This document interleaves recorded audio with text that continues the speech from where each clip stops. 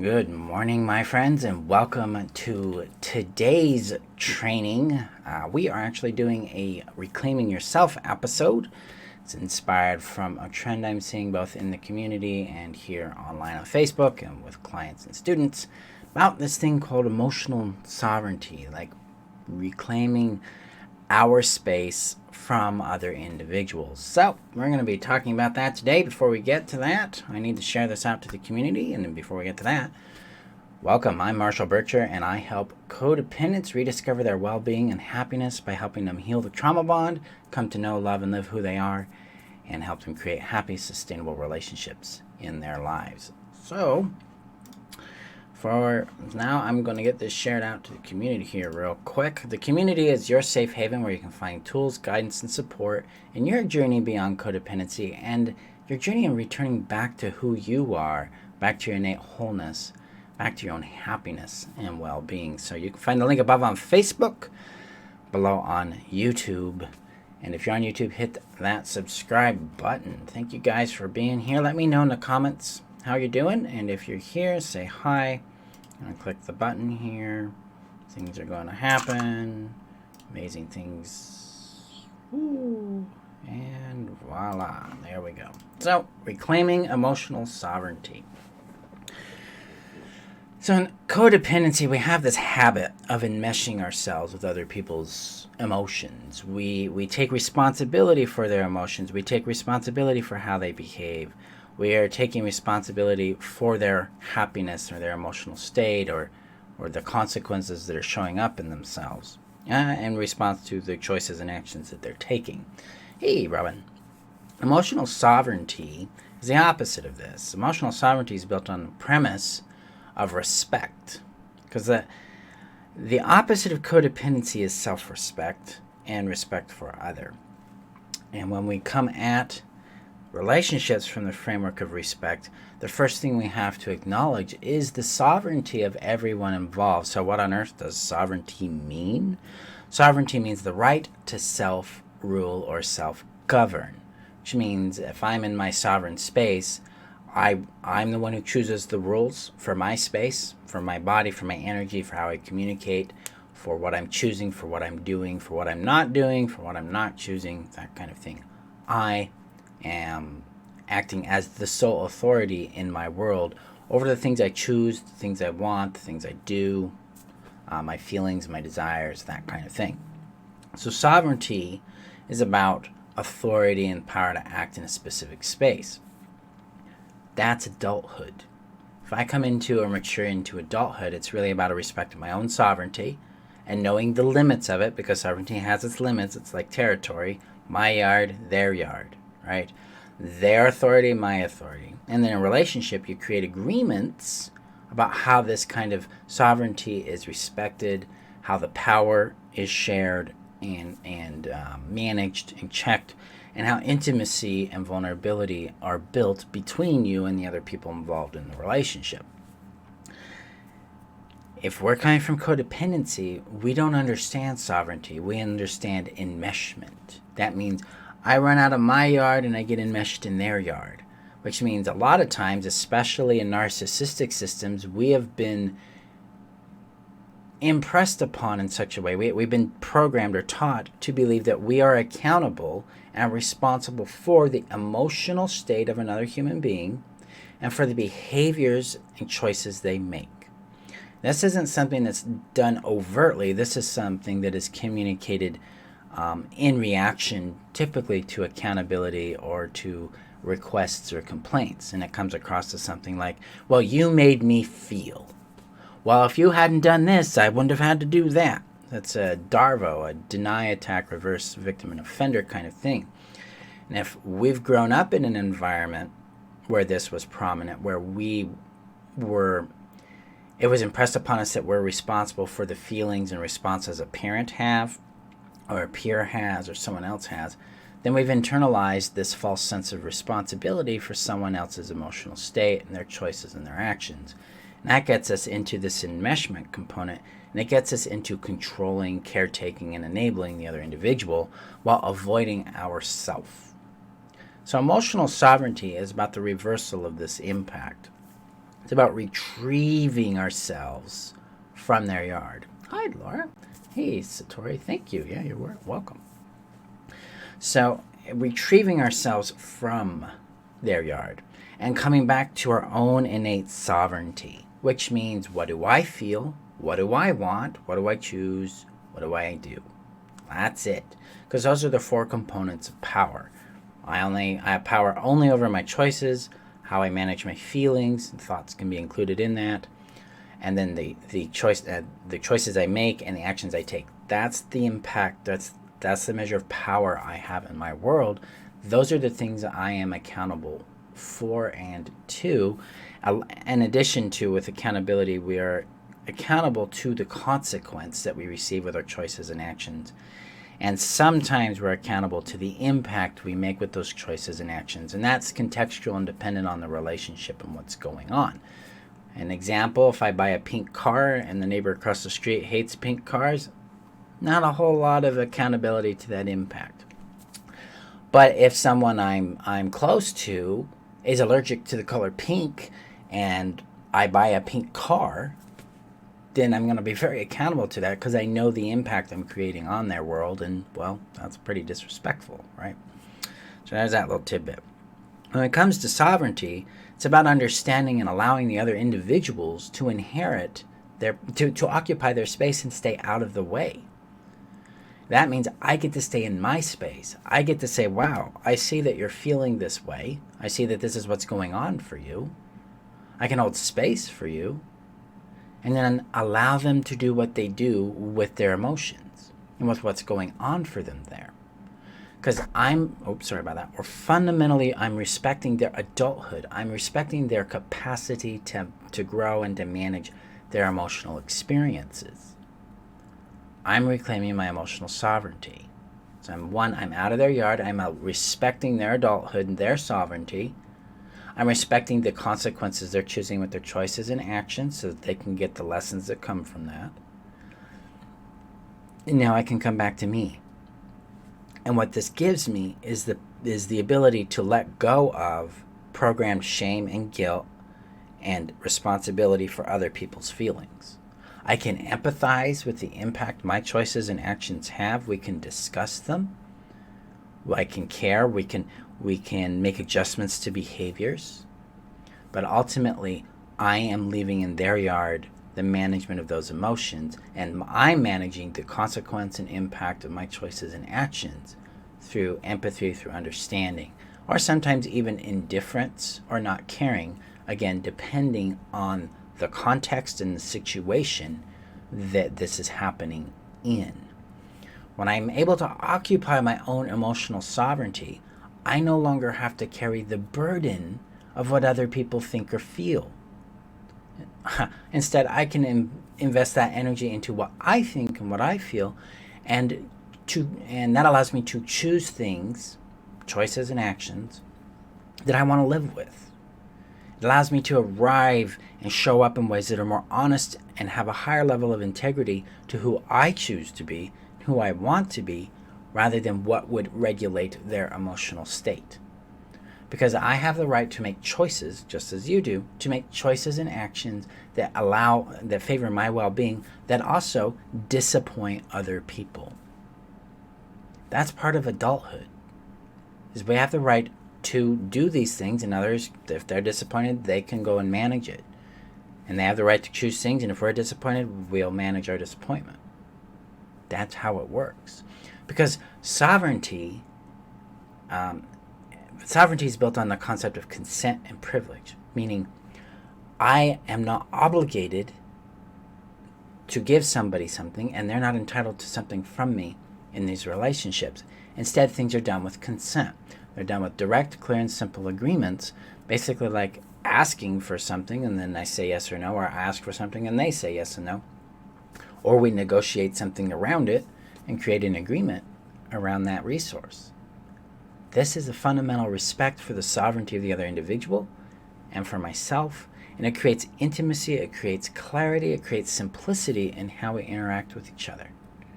But it all comes down to reclaiming your emotional sovereignty by releasing responsibility for someone else's emotional state and reclaiming your accountability, which is more like a responsibility to the impact you might have had on that person, again, depending on the context. This allows us to differentiate ourselves from the other individual, so I can know what my feelings are, and I can identify what I think their feelings are, and then confirm it, and then go from there. Which means I can be in a happy, joyful state, and they can be in a sad state, and I don't have to change how I feel. I get to hold my space and my sovereignty, and they get to hold theirs. I can offer a little space to where they're at, but I don't have to give up what I feel and where I'm at in order to make space for theirs. Because I don't need to go in their yard, I can stay in mine. I can stay out of the trap of being responsible for what other people choose to do with their world. Instead, I can sit back and say, hey, that's your consequence. You're choosing that. If that aligns with what you want, go for it. Because it's none of my business. I'm not the authority here. Notice how this brings up innate boundaries. It's just like, not my business. Gonna stay out of it. It also gets us in contact with ourself. It gets us back into what's called internal orientation or self-reference. What do I think? What do I feel? Where am I at in this experience?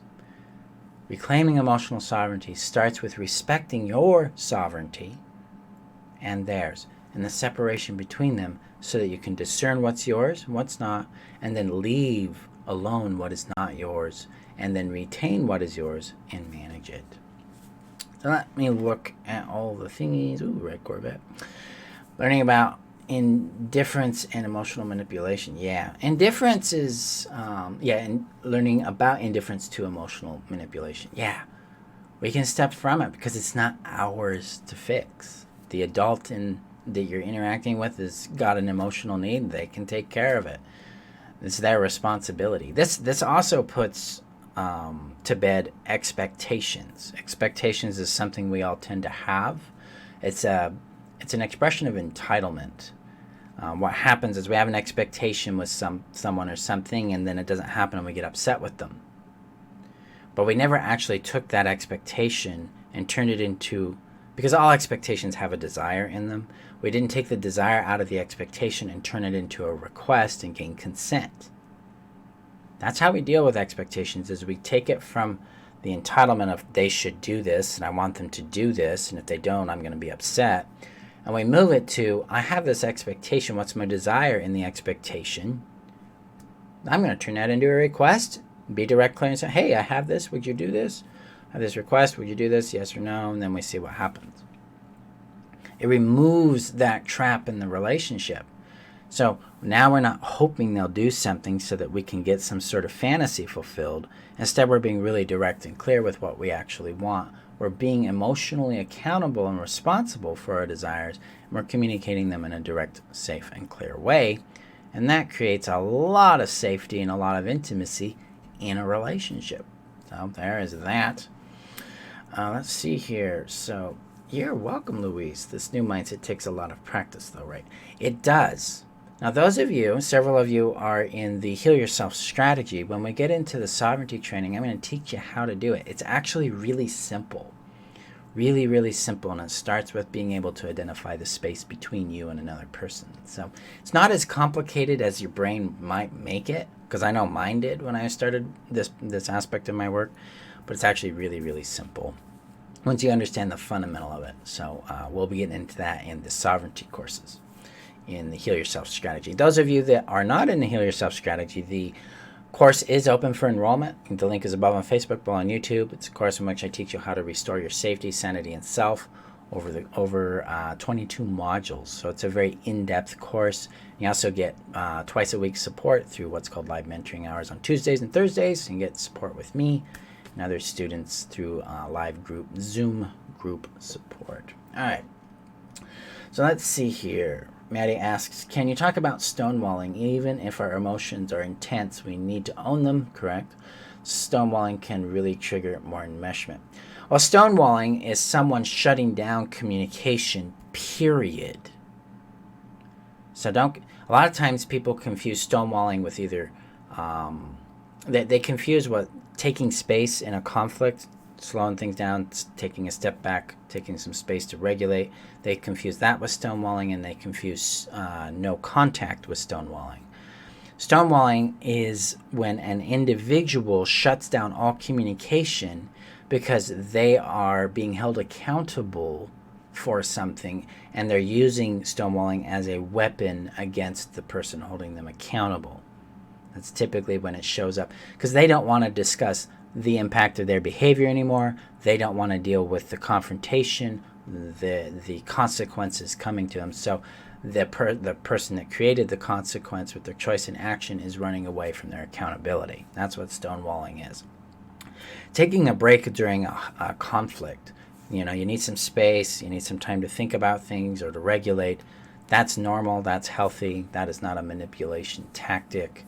That gives us a chance to emotionally regulate and get in touch with what we really feel and who we really want to be in it, rather than coming from this reactive impulse within us, which is typically rooted in anger or rooted in fear of some sort, and we're not going to really like the outcome of that. So we slow it down and say, hey, I need some space on this. I will talk with you, contact with you tomorrow about it.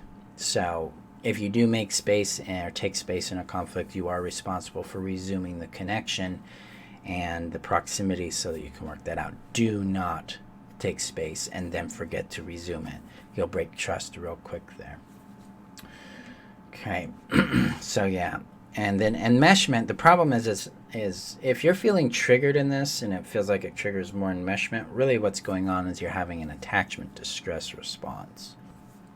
And you're chasing after the person rather than respecting their sovereignty. Now, if someone's stonewalling you, they're likely trying to emotionally manipulate you to get you to stop bringing up the conflict. That's a bigger problem.